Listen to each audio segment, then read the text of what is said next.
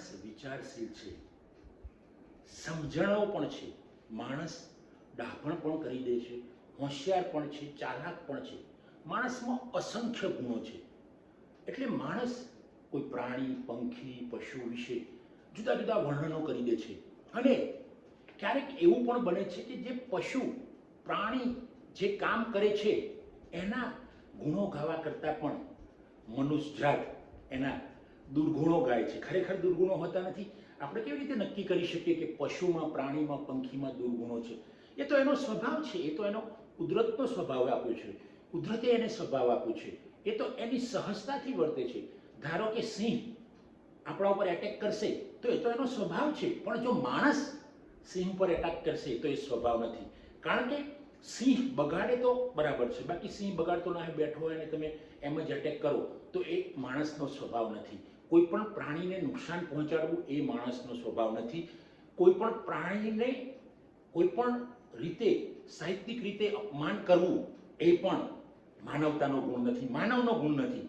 એટલે મિત્રો મને અચાનક યાદ આવ્યું અને મેં થોડા પશુ પ્રાણીઓને લઈને એક સરસ કવિતાની રચના કરી છે. પશુ કુદરતનું સર્જન. પશુ ઈશુનું સર્જન. ઈશુ એટલે ભગવાન, આપણે કહીએ પ્રભુ, કહીએ ઈશ્વર કહીએ તો પશુ કુદરતનું સર્જન. માણસ વર્ણવે શિયાળ લુચ્ચું, માણસ વર્ણવે શિયાળ લુચ્ચું. માણસને સમજવો ક્યાં છે સહેલું, માણસને સમજવો ક્યાં છે સહેલું. મિત્રો જો શિયાળ લુચ્ચું હોય તો આપણે આપણી જાતને, હું તો મારી જાતને જ કહું છું કે મારી જાતને હું સમજી ન શકું તો બીજાને સમજવાની ક્યાં વાત છે? પલ પલ વિચારો બદલાય, પલ પલ મન ભમ્યા કરે, ક્યાંક દુઃખ, ક્યાંક વેદના, ક્યાંક ગુસ્સો, ક્યાંક હેત પ્રેમ. તો માણસને સમજવો ક્યાં છે સહેલું. ગધેડાનું લોક ખૂબ કરે અપમાન, ગધેડાનું લોક ખૂબ કરે અપમાન, તો શું ફક્ત મનુષ્યને જ સન્માન, તો શું ફક્ત મનુષ્યને જ સન્માન. ખૂબ ચડ્યા પહાડને બનાવ્યો મંદિર, ખૂબ ચડ્યા પહાડને બનાવ્યો મંદિર, છતાં ગધેડાએ ખૂબ ખાધા ડફણાના તીર, છતાં ગધેડાએ ખાધા ખૂબ ડફણાના તીર. કહે લોક ચિત્તો કરે ખૂબ ચાલાકી, કહે લોક ચિત્તો કરે ખૂબ ચાલાકી. માનવ તો શિખરે છે, માનવ તો શિખરે છે કરવામાં ચાલાકી. બિલાડી આડી ઉતરે ને કરે અપશુકન, બિલાડી આડી ઉતરે ને કરે અપશુકન. એવું માને માનવ, એવું માને માનવ. ગોગાની કરે પૂજા, ગોગાની કરે પૂજા એટલે કે નાગ દેવતાની પૂજા કરે. અને જો આ ગોગો ઘરમાં આવે તો ધોકો લે મનુષ્ય, અને જો આ ગોગો ઘરમાં આવે તો ધોકો લે મનુષ્ય. બિલાડીને નાગ તો કુદરતનું છે સર્જન, બિલાડીને નાગ તો કુદરતનું છે સર્જન. વિચારીને ખૂબ કરે માનવ, વિચારીને ખૂબ કરે માનવ. પશુ સ્વભાવે કરે વર્તન. માણસ તો વિચારથી કરે છે કંઈક સારું નડશું. પશુનો તો સ્વભાવ છે, ઈશ્વરે આપેલો સ્વભાવ છે એનો.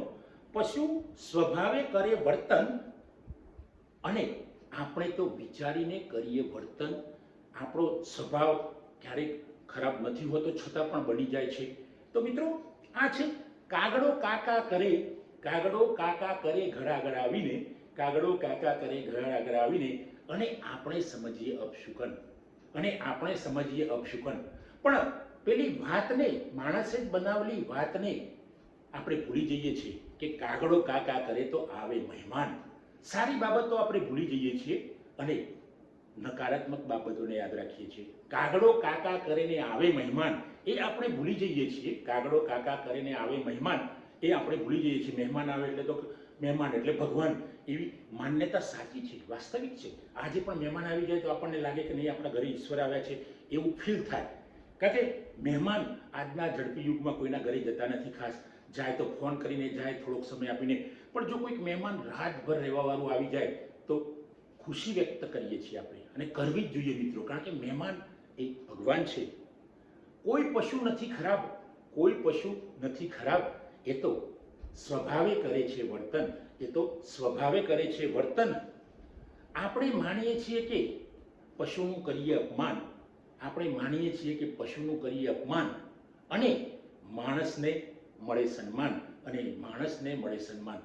આ ક્યાંનો ન્યાય છે મિત્રો? આ ક્યાંનો ન્યાય છે કે એક પશુ સહજ વર્તે છે ને માનવ વિચારીને વર્તે છે.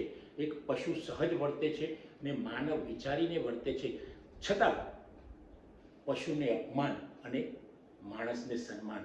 આ ક્યાંનો ન્યાય? આ ક્યાંનો ન્યાય? પશુ નથી કપટી, પશુ નથી કપટી, માનવ કરે ક્યાંક કપટ, માનવ કરે ક્યાંક કપટ. તો શું આ છે તેનું વર્તન? તો શું આ છે માનવનું વર્તન? આપણે પણ ઈશ્વરનું સર્જન છીએ, તો ઈશ્વરના સર્જનને વખોડી કાઢવાનો આપણો શું અધિકાર છે? ઈશ્વરનું દરેક સર્જન સુંદર છે. ઈશ્વરે જે સર્જન કર્યું હોય, કુદરતે જે સર્જન કર્યું હોય, પરમ શક્તિએ જે સર્જન કર્યું હોય, એ સર્જન અદ્ભુત જ હોય છે મિત્રો. પછી એ પશુ હોય, પ્રાણી હોય, માનવ હોય, કોઈ પણ હોય, પંખી હોય, કોઈ પણ જીવ હોય, યુનિવર્સલનો કોઈ પણ જીવ હોય, એ ઈશ્વરનું સર્જન છે, એ સહજ છે, એ એના સ્વભાવ મુજબ વર્તે છે. પણ માણસ, હું પોતે મારા વિચારથી, મારા વર્તનથી વર્તું છું. એટલે પશુ કુદરતનું સર્જન, પશુ કુદરતનું અદ્ભુત સર્જન, તેને અપમાન ન કરાય, તેનું અપમાન ન કરાય. થેન્ક યુ દોસ્તો. જય હિન્દ.